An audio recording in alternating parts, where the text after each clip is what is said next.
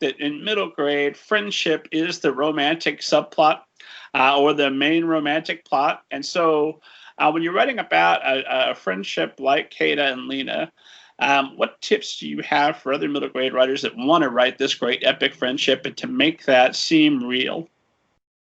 Oh, that's such a good question.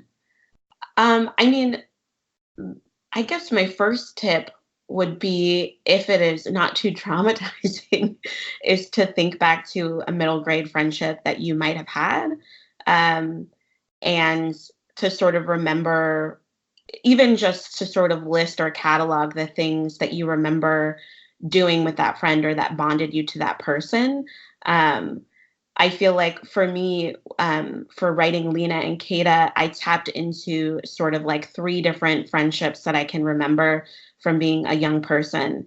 At different times as a young person, like a friendship that I had when I was actually more the age of Lena and Kata, and then a friendship I had in high school, and then a friendship I had a little bit into college, and um, to sort of use all of those to sort of influence and inform the way that Kata and Lena talk to each other and communicate with each other in the book. And so that for me was sort of the process for just writing that friendship romance in a way in the book. And so I feel like trying to tap into that. I mean, one of the things that I've talked about a couple other times with this book, as far as writing Lena and Kata's friendship, and then just some other of the characters, is hanging out around middle schoolers if you have the opportunity to, and just listening to the way they talk to one another.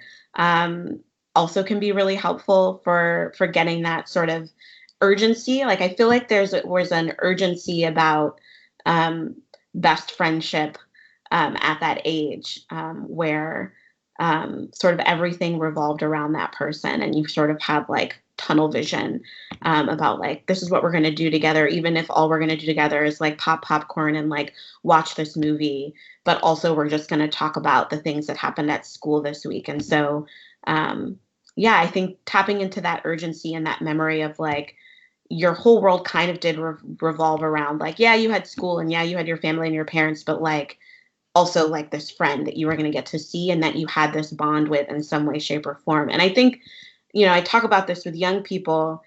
What bonds Kata and Lena is that, yeah, they share the same experience of like being two Black girls who are growing up with white families. And that is important to their friendship. It is something that bonds them sort of instantly, because they don't have to explain to one another like, oh yeah, that's my real dad, like they just get it in the way that other people don't get.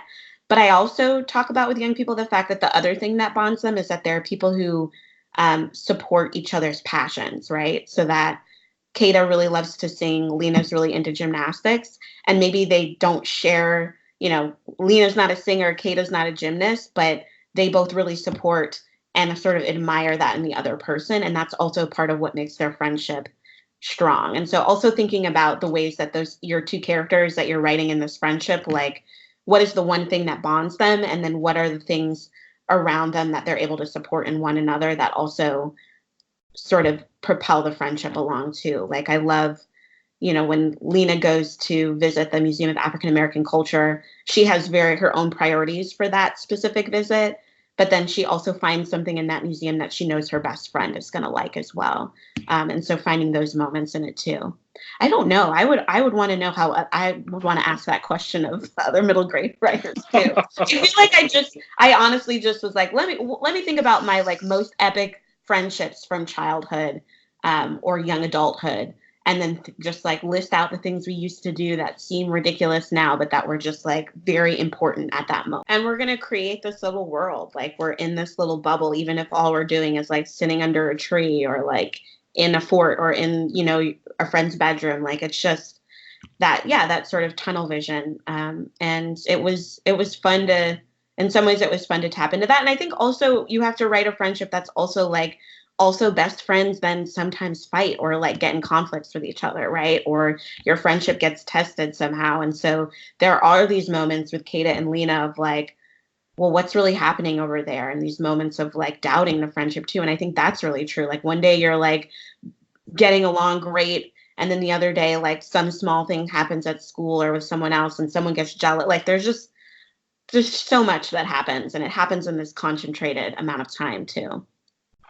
So how, other than the obvious obstacle, they're no longer in the same space, breathing the same air, how do you create those obstacles in the friendship without pushing it beyond where it's realistic that friendship will continue beyond it?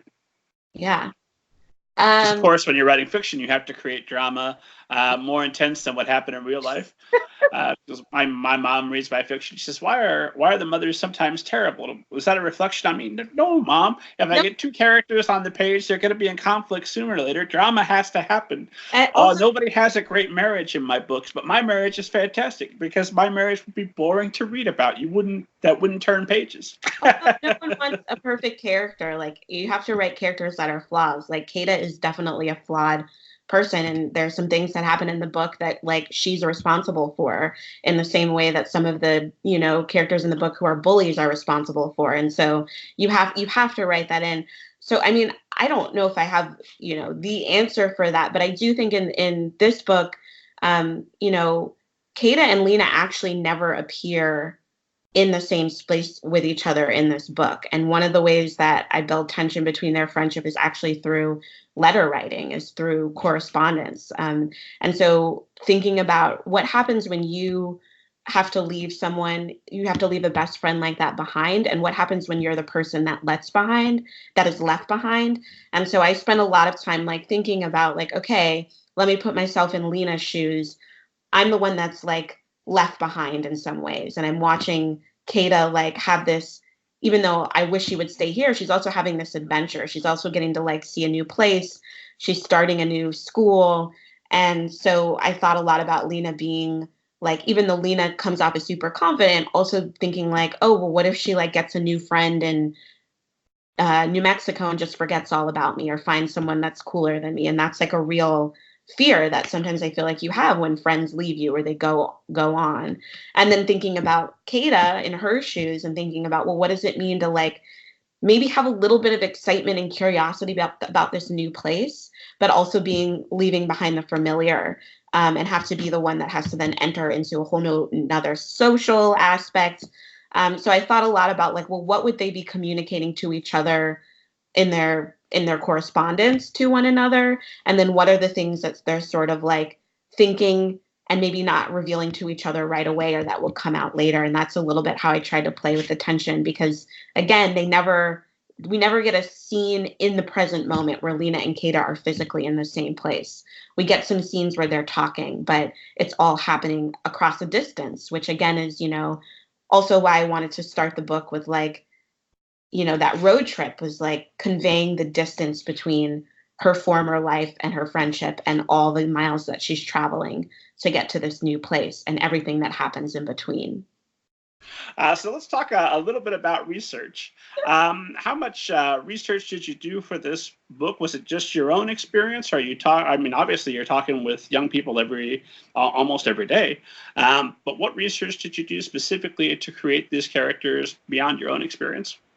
Yeah, that's a really good question. And so, I mean, because it is an own voices story and I'm writing pretty much from the perspective, like I share the perspective of my character, a lot of the things that I'm writing about were sort of taken from sort of like core emotional things that happened to me growing up. So emotions that I was going through and then translating them into a specific scenario that didn't necessarily happen to me in that way, but is about like microaggressions, right? Microaggressions that happen over the dinner table in her family, or things that, not even microaggressions, just like racism that happens to her when she's out in the world. And so that stuff was not necessarily research, but sort of just thinking about how to translate my emotional experiences into like scenes as well. I think where I actually did some of the most research, which is gonna sound funny. So I do come from a musical family, but I'm maybe like a bad, okay, I'm not going to say I'm bad, but like I had to do research on some of the musical references that are in this book.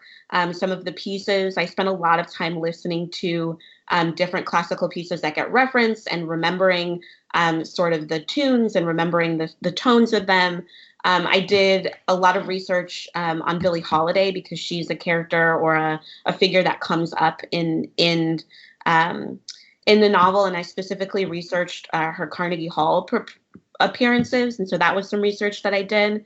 And then some other research that I will also say that I did, or just some research / just making sure that I was writing characters in compassionate ways, was also that this book deals a little bit with mental health and specifically bipolar disorder. And I am not someone living with bipolar disorder. I'm someone living with anxiety. But I have many people in my life who are living with various mental illnesses or living specifically with bipolar disorder. So some research that I did was talking with friends and family and community members that I know, reading some books about that particular experience.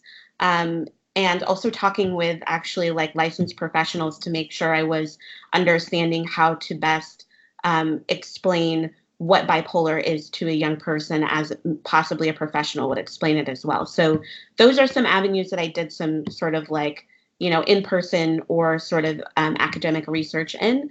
But a lot of it was also just taking sort of from the core of what I know emotionally to be true about growing up in this context, and then fictionalizing it as far as plot and scenes, if that makes any sense.